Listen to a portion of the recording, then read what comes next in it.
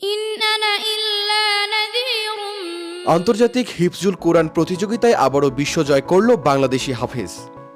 চলতি সপ্তাহে আলজেরিয়ায় অনুষ্ঠিত এ প্রতিযোগিতায় অংশ নিয়ে তৃতীয় স্থান অর্জন করেছে হবিগঞ্জ জেলার কৃতি সন্তান হাফেজ বশির আহমেদ।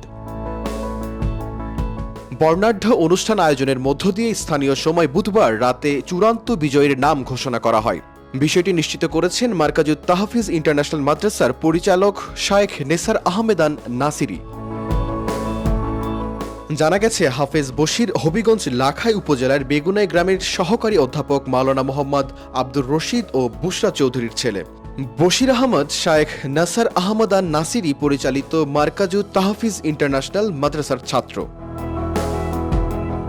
এর আগে 2021 সালে পিএইচপি কোরআনের আলো দেশ সেরা হন 13 বছরের হাফেজ বশির আহমেদ। আগামী 14 ফেব্রুয়ারি ইরানে আরেকটি প্রতিযোগিতায় অংশগ্রহণ করবেন তিনি।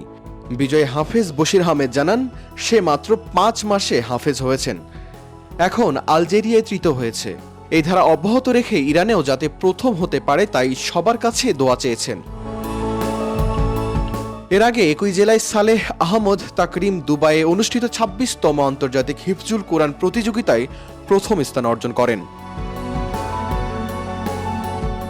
শাহরিয়ার কবির, প্রবাস খবর।